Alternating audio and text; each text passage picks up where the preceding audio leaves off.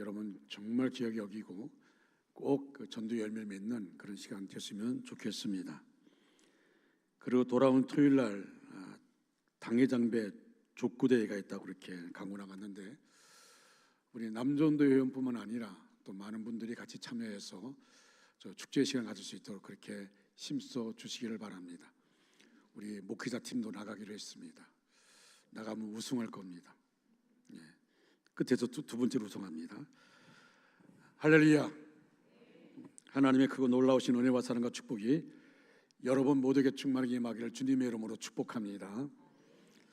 지난 화요일 돌아오는 화요일 날 우리 교회에서 2025년도 목회기 컨퍼런스가 있는데, 이건 초교파적으로 원주시에 있는 교회 목회자들이 와서 내년도를 우리가 어떻게 계획을 할 것인가. 그래서 21세기 교회 성장 연구소의 소장이 와서 이제 세미나를 인도합니다. 10시 반부터 5시까지 그렇게 하는데, 외부에서 다른 교회 목회자들이 오니까 여러분들도 많이 시간 내셔서 안내도 해주시고 주차 안내도 해주시고 또 섬김의 시간, 점심에 섬김의 시간도 가져주시면 좋겠습니다. 자, 우리 옆에 분들과 앞뒤 분들에게 축복하기 바랍니다. 전도하여 주님의 기쁨 되길 원합니다. 주님의 기쁨 되기 원합니다. 전도하여 주님의 기쁨 되기 원합니다. 우리의 축복성 부르겠습니다. 평화 하나님의 평강이 당신의 삶에 넘쳐나기를.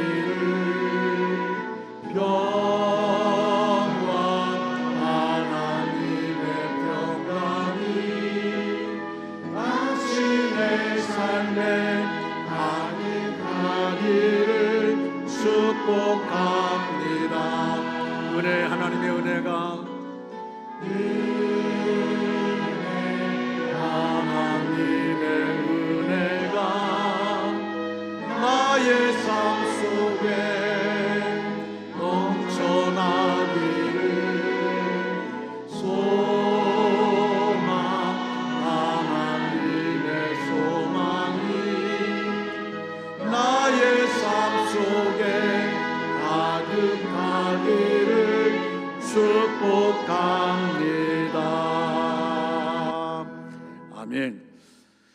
오늘 오후 2시에 서울 광화문과 시청 앞에서 포괄적 차별금지법 반대를 위한 연합예배 및 큰 기도회가 있습니다. 지난 7월 대법원이 동성 동반자를 건강보험의 피부양자로 인정하는 것은 사실상 배우자로 인정한 것으로서 장차 동성혼 합법화의 문을 여는 결정으로 보여집니다.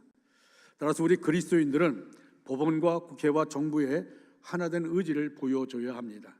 한국교회가 하나 되어서 동성혼 합법화를 저지할 수 있도록 해야 합니다. 동성애의 물결이 쓰나미처럼 몰려오고 있습니다. 교회는 사방으로 우겨싸움을 당하고 있습니다. 우리 아이들은 학교에서 성혁명 교육을 받고 있습니다. 이러한 시대 속에서 그저 그런가 보다 하고 살아가서는 안 됩니다.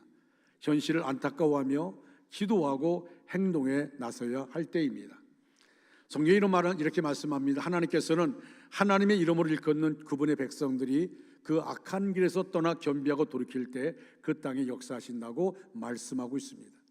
여러분, 지금 동성애를 허락한 나라들이 얼마나 지금 진동 가운데 있는지를 우리는 상황을 보면서 알 수가 있습니다. 여러분, 심지어 스웨덴 같은 경우는 아빠 엄마가 아니라 부모 1, 부모 2로 이렇게 부른다는 겁니다. 아빠 엄마도 차별한다는 것이죠. 이게 점점 이 성의 문제가 좀 우리 심각하게 대두되고 있습니다.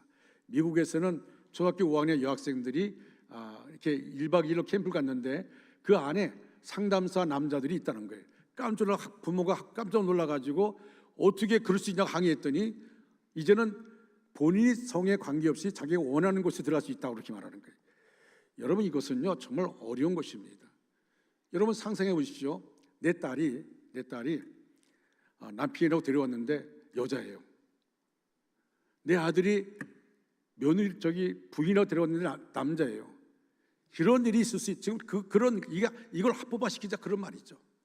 그렇게 지금 말하고 있는 것입니다. 여러분, 우리는 정말 이 연합예배가 회개하는 예배입니다. 하나님의 창조 질서를 수호하는 거룩한 예배가 될 것입니다.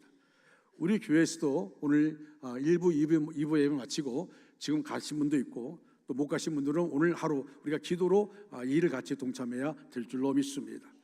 오늘은 종교개혁 507주년 기념주일입니다.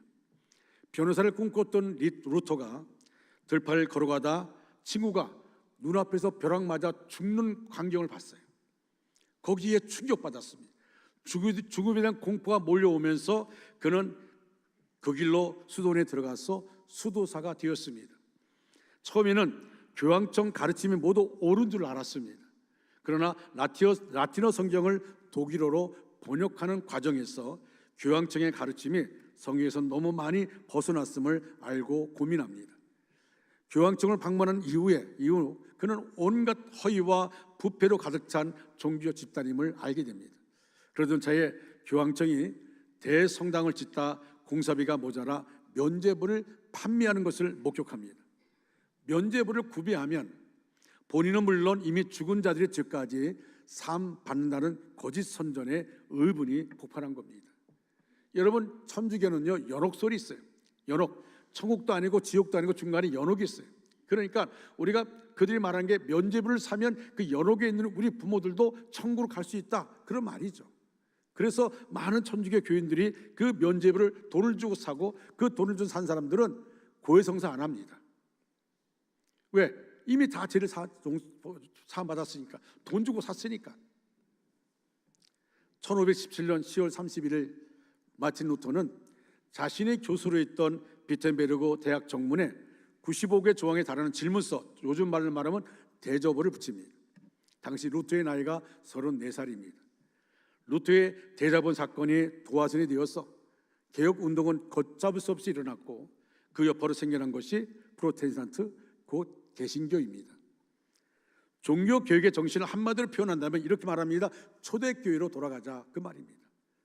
개혁자들이 이 운동을 구체적으로 성취하기 위하여 그들의 사상을 집약한 슬로건이 있는데 그것이 개신교의 중요한 교리가 되었습니다. 그것은 바로 오직 믿음, 오직 은혜, 오직 성경, 오직 그리스도, 오직 하나님의 영광입니다.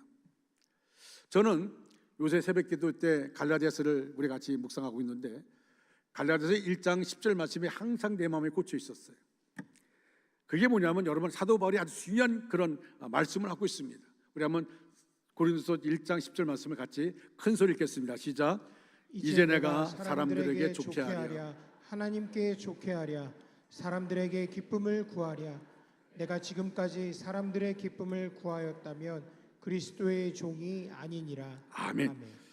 자, 이 말씀은 우리 저 자신에게 항상 이 말씀이 내내 갈라디아서를 묵상하면서 내내 내 마음속에 있었던 겁니다.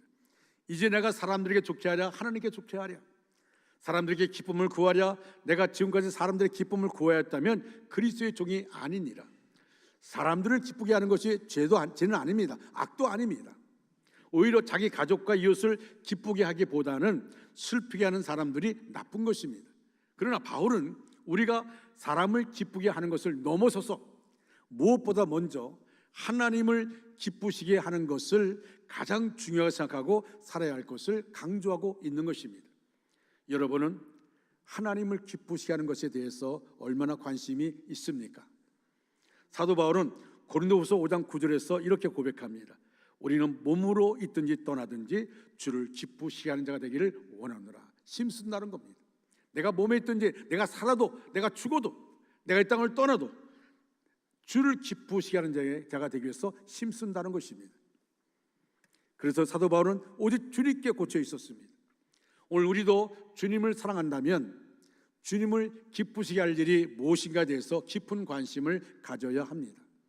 오늘은 바울을 통해 종교개혁주의를 맞이한 우리 교회가 어떻게 주님을 기쁘시게 하는 교회가 될 수 있을까, 세 가지로 말씀을 나누려고 합니다. 첫째로 복음의 본질에 충실한 교회가 되어야 합니다. 갈라디아 교회는 바울과 바나바가 1차 선교 여행 때 세운 교회입니다. 바울은 갈라디아 교회와 성도들에 대한 애정을 품고 있었습니다. 그런데 교회 안에 유대주의자들이 들어왔습니다. 그들은 거짓 교리를 가지고 교회를 혼란에 빠뜨렸습니다. 믿음으로만 구원을 얻는 것이 아니라는 것입니다. 율법의 할례를 받고 율법을 지켜야 구원에 이를 수 있다고 가르쳤습니다. 그 상황을 바라보면서 바울이 너무 안타까웠습니다. 그래서 6절 상반절을 보시면 그리스도의 은혜로 너희를 부르신 이를 이같이 속히 떠나라고 말합니다. 여러분, 신앙의 변질은 바로 은혜를 떠나는 것입니다. 은혜를 떠날 때 신앙의 변질이 생기는 것입니다. 우리가 구원받은 것은 전적으로 하나님의 은혜입니다. 할렐루야. 나의 공로나 선행으로 하나님 앞에 설 자 아무도 없습니다. 의인은 없나니 하나도 없다고 말씀하고 있습니다. 우리는 여전히 죄 가운데 살아가고 있는데 하나님이 나를 긍휼히 여겨 주셨습니다. 나의 죄와 허물을 예수 그리스도의 보혈을 통해서 우리를 감추어 주셨습니다. 우리를 덮어 주셨습니다. 이것이 은혜입니다. 원래 은혜란 말은 값없이 공짜로라는 뜻입니다. 그러나 우리의 입장에서 볼 땐 공짜이지만 하나님께서는 가장 값비싼 대가를 지불하셨습니다. 바로 예수 그리스도를 십자가에서 가장 비참한 방법으로 죽게 하셨기 때문입니다. 여러분, 에베소 2장 8절 9절 말씀 너무나 잘 아는 말씀인데 다시 한번 우리가 한번 큰 소리로 읽겠습니다. 너희는 그 은혜에 의하여 믿음으로 말미암아 구원을 받았으니 이것이 너희에게서 난 것이 아니요 하나님의 선물이라.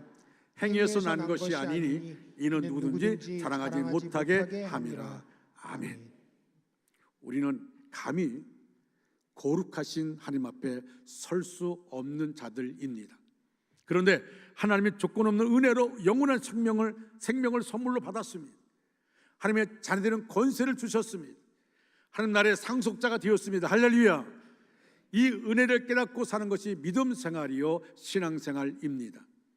아직도 내 힘으로 사는 사람은 미련한 사람입니다. 우리는 하나님의 은혜로 사는 자입니다. 나는 하나님의 은혜가 없으면 하루도 살 수 없는 자라는 것을 깨닫는 것이 바로 지혜입니다. 은혜를 아는 자는 기쁨과 감사의 삶을 살게 됩니다.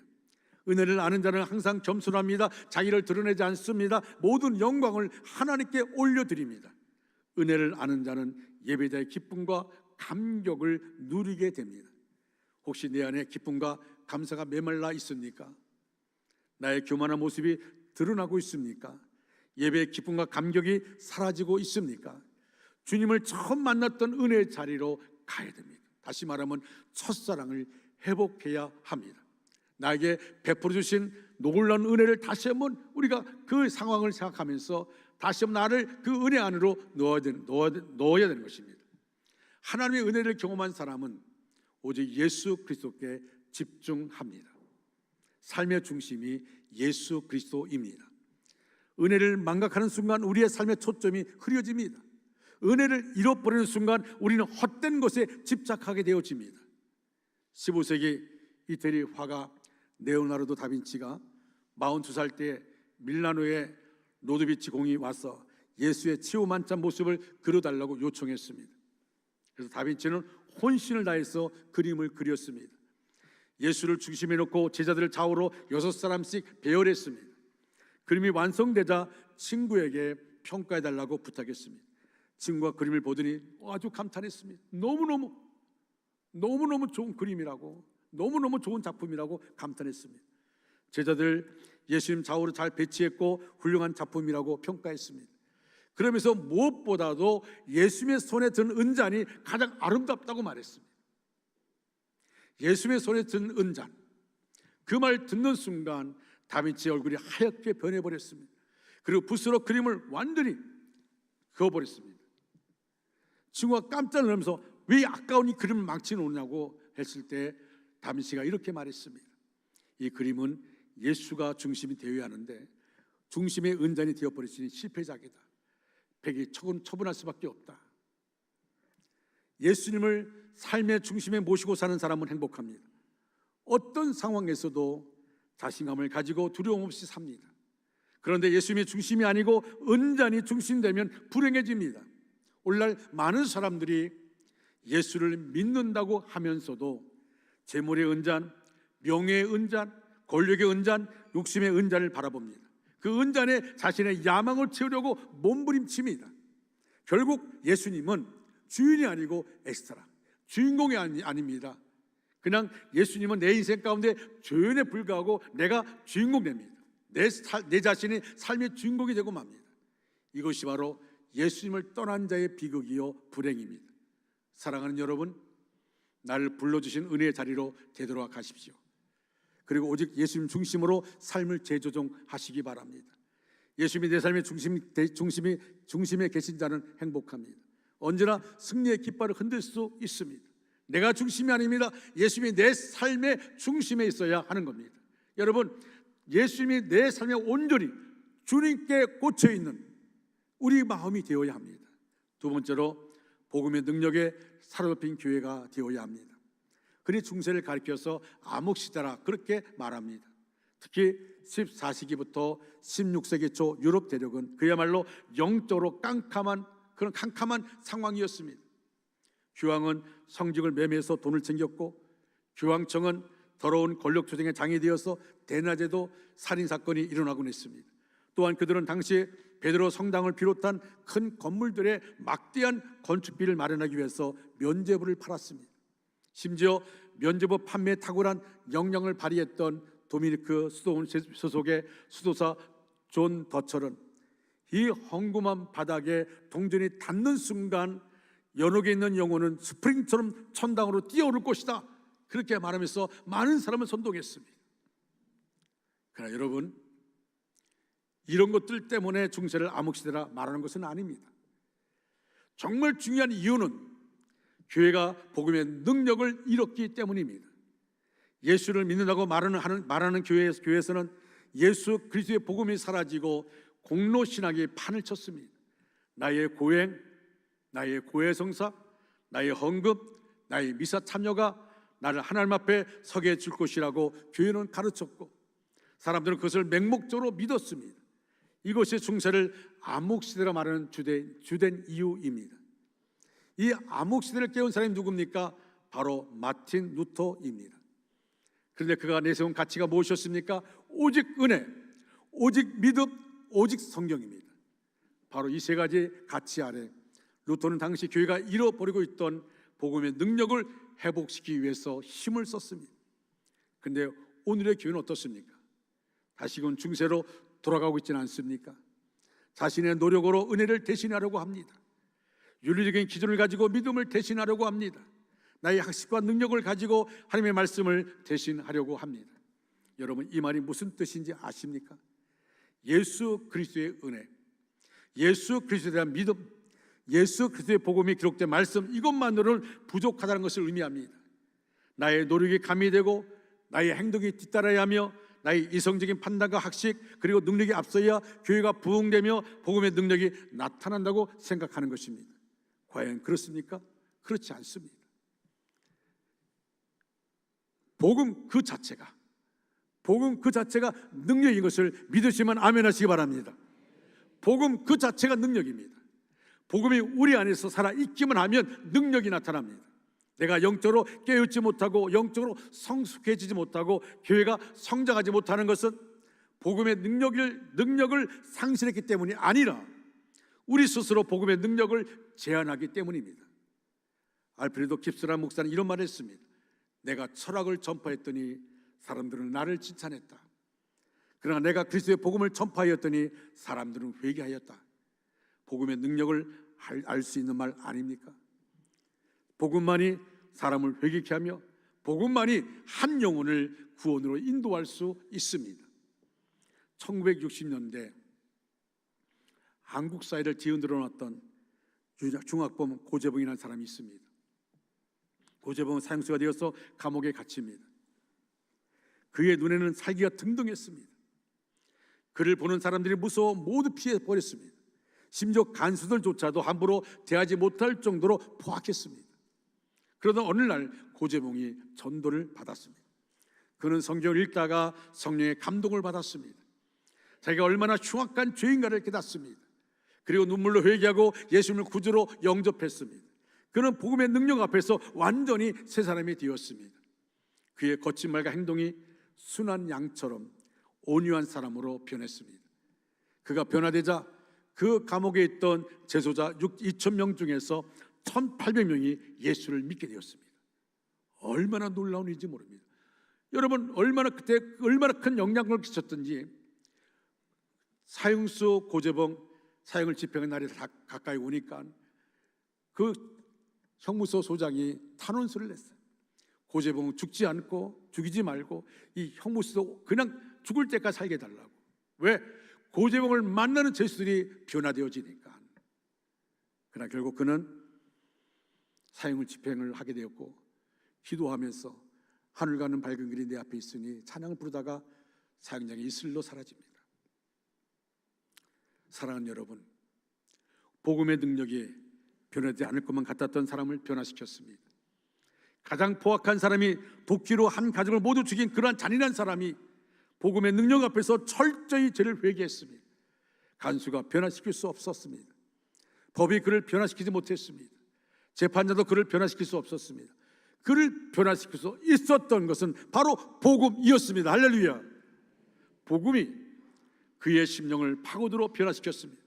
말씀이 그 안에서 역사하고 복음이 그 안에서 그를 회개케 하며 변화시켰습니다. 복음은 세대를 뛰어넘어 역사합니다. 그렇기 때문에 수세기에 걸쳐서 복음은 많은 사람들의 인생을 바꿔놓을 수 있었습니다. 망나니가 변화되었습니다. 수많은 술주정뱅이가 변화되었습니다. 살인자가 복음 전도자가 되었습니다. 역사의 뒤안길로 이름도 없이 사라져갈 사람들이 복음을 받아들임을 통하여 역사의 주무대에 나올 수 있었습니다. 사랑하는 여러분, 이 놀라운 복음의 능력 앞에 사도 바울의 고백처럼 우리 모두가 복음의 빚진 자가 아니니까, 복음의 빚진 자가 분명하다면 우리는 사도 바울처럼 복음을 전해야 합니다. 복음의 능력을 전해야 하는 것입니다. 우리들 주변에 상처투성의 사람들이 얼마나 많은지 모릅니다. 물질의 어려움을 겪고 있는 사람들, 마음이 병든 사람들, 친구 없어 늘 외로운 사람들, 실패로 인해서 슬픔에 잠겨있는 사람들, 자녀들 때문에 마음고생하는 사람들, 부모에게 받은 상처를 치유받지 못해서 오늘도 한을 품고 사는 사람들, 이런 사람들이 얼마나 많은지 모릅니다. 여러분, 이들이 기다리고 있는 것이 무엇이겠습니까? 내가 간직하고 있는 믿음, 내가 예수님께로부터 받은 은혜, 그 은혜를 자신들도 경험하고 싶어 합니다. 오늘 박학사님이 기도 가운데 진리를 할지니 진리가 너희를 자유케 하리라, 진정한 자유를 얻기를 원하는 겁니다. 그래서 오늘날 누군가가 그에게 다가와서 예수 믿어, 예수 믿어야만 합니다, 교회 갑시다, 이 말 한마디 건네주기를 기다리는 사람들도 있습니다. 최근 우리 교회에서 믿지 않던 어머니를 전도한 윤윤희 집사, 유지 집사, 김유미 집사, 김유진 집사, 또 우리 김정 집사, 정말 간절함과 생활로 어머니를 전도했습니다. 어머니와 함께 예배를 드립니다. 김정 집사는 서울에 살고 있지만 부모를 전도하기 위해서 원주에 와서 그래서 같이 예배를 드립니다. 어제도 제가 신방 갔는데 우리 김유희 집사, 김유지 집사 가정에서 신방하면서 그 어머니가 이렇게 얘기하더라고요. 내가 전에는 관세음보살 나미아탑을 불교에 심취해서 불교를 했는데 이제는 교회 나와서 예수 믿게 되었고, 그 딸들에 의해서 내가 이제 교회 나와서 이렇게 좋아지게 됐다고 그렇게 말하더라고요. 다음 주에는 남동생도 교회 나오겠다고 그렇게 말해서 얼마나 기쁜지 모릅니다. 여러분, 기회를 놓치지 마십시오. 두고두고 후회합니다. 내가 전하지 않아서 부모가 예수 믿지 않고 지옥 간다면, 내 형제들이 예수 믿지 않고 지옥 간다면 이거만큼 후회할 일이 어디 있겠습니까? 정구모 박사가 아주 절친한 친구에게 복음을 증거하지 못한 것을 두고두고 후회했습니다. 그 사람이 누구입니까? 대통령 경제수석 비서관을 지냈던 김재익 박사입니다. 그를 만나서 그에게 복음을 전하기를 원했는데 김재익 박사가 전두환 대통령과 함께 동남아를 순방하는 것 때문에, 그래서 갔다 와서 그가 갔다 오면 그때 만나서 전도하겠다고 생각했어요. 그러니까 망설이다가 기회를 놓친 겁니다. 김재익 박사는 대통령 수행하기 위해서 동남아로 갔다가 그만 아웅산 폭발 사건으로 목숨을 잃고 말았습니다. 그 후 정금호 장로님은 가장 절실했던 친구의 죽음과 예수 그리스도를 전하지 못했다는 자책감에 통곡할 수밖에 없었습니다. 주일은 늘 있는 것이 아닙니다. 전도는 미뤄서 될 일이 아닙니다. 복음이 유일한 능력이라는 것을 믿는다면 결코 전도는 미루어서는 안 됩니다. 여러분, 정말 이것은 미뤄진 것이 아닙니다. 때를 얻든지 못 얻든지 우리는 나가서 복음을 전해야 되는 것입니다. 세 번째로, 복음의 증거에 힘쓰는 교회가 되어야 합니다. 하나님이 우리를 부르신 목적은 생명을 살리는 것입니다. 교회의 본질은 바로 죽어가는 영혼을 구원하는 것입니다. 복음은 결국 믿는 자에게 구원을 주시는 능력입니다. 따라서 복음은 전달될 때 능력이 나타납니다. 내 안에 그냥 복음이 머물기만 하면 안 됩니다. 그러면 능력은 사라집니다. 그러나 내가 그 내 안에 있는 복음을 끄집어내서 다른 사람에게 간증할 때, 전할 때 그곳에 능력이 나타나게 되는 것입니다. 주님이 행하신 일을 드러내 간증하는 것이 얼마나 중요한지 모릅니다. 그 길이 십자가의 길이라도 주님을 위해서 일어서시기 바랍니다. 주님께서 간증을 통해 하나님의 역사를 알리는 여러분을 기뻐하십니다. 여러분을 통해 영광 받으십니다. 여러분의 간증사에게 주님께서 함께 하실 것입니다. 오직 예수 안에 생명이 있고 자유함이 있습니다. 예수 안에 진정한 만족과 행복이 있습니다. 예수님의 복음을 전하는 것입니다. 내가 만난 주님을 전하는 것입니다. 이것이 정말 중요한 것 아닙니까? 정말 중요한 것 아닙니까? 이것이 우리를 부르시고 우리 중앙교회를 세우신 목적입니다. 지금부터 100여 년 전에 영국의 버클리라는 선교사를 통해서 중국 산악 지역인 운남성의 복음이 전해졌습니다. 그런데 당시에 전염병이 돌아서 많은 사람이 죽었습니다. 그런데 의사였던 버클리 선교사는 자기가 준비한 백신을 가지고 사람들을 치료했습니다. 안타깝게도 마지막 백신이 하나 남았는데 자기 앞에 어린아이가 있습니다. 순간적으로 버클리 선교사는 어린아이에게 백신을 맞히고, 그도 환자를 대하다 보니까 전염병에 걸려 있는데 그 백신을 맞으면 낫는데 자기 앞에 있는 아이에게 백신을 맞히고 그는 죽습니다.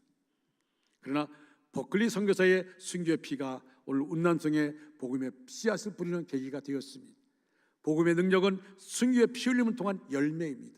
여러분, 우리가 이렇게 예수를 믿는 이유가 뭡니까? 이 땅에 오기 전에 이 땅에 온 선교사들, 그들의 순교의 피가 전해져서 오늘 우리가 예수 믿게 된 것 아닙니까?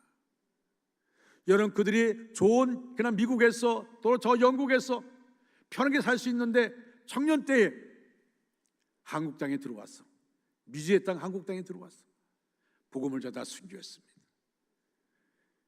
또 그들은 자기에게 선의 생명이 있다 할지라도 이 조선 땅에 바치겠다고, 그들의 그 간절한 영혼에 대한 복음의 메시지가 있어서 우리 땅에 복음이 심겨졌고 우리가 예수 믿는 것 아닙니까? 그런데 우리는 지금 어떻습니까? 이 복음의 능력을, 복음을 통해 우리가 예수를 마음속에 주님으로 영접했는데 이 복음의 능력이 내 안에서 그냥 사장되고 맙니다. 내가 구원받은 것만 감사하고 내 주변 사람은 영적으로 죽어가는데 저 악한 사탄이 지옥으로 끌고 가고 있는데 관망만 하고 있습니다.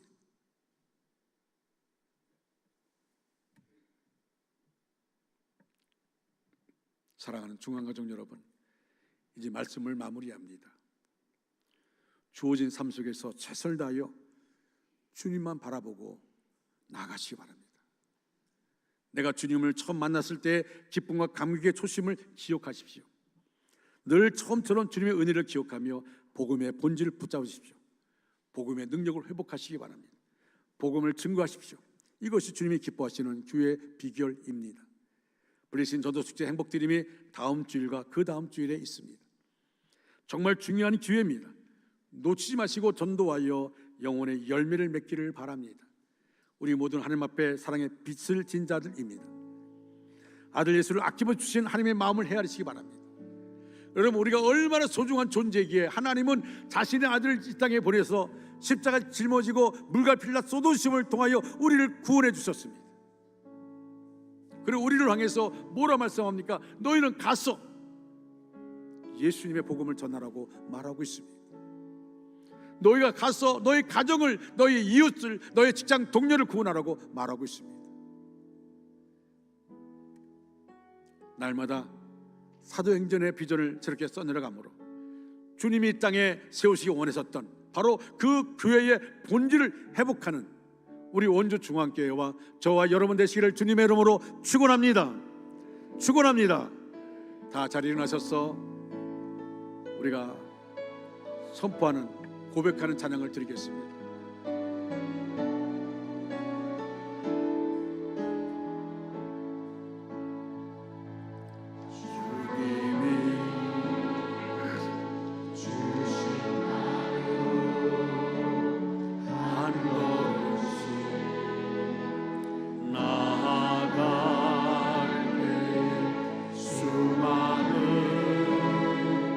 적들과 견고한 성이 나를 두렵게 하지만 주님을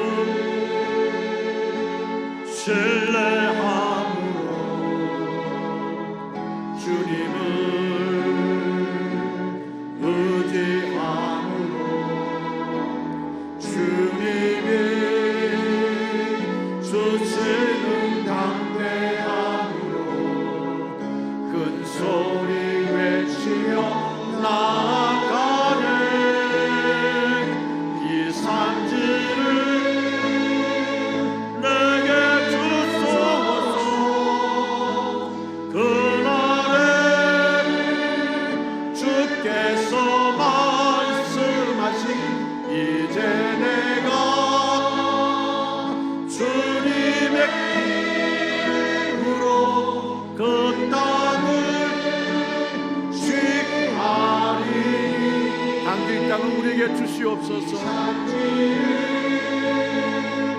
내게 주소서. 그날에 주께서 말씀하신 이제 내가 주님의 이름으로 그 땅을 취하리.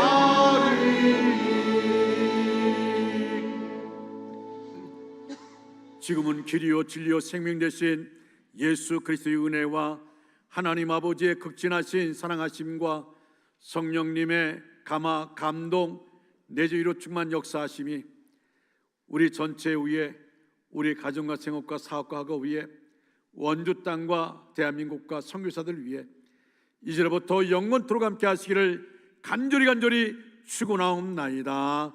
아멘.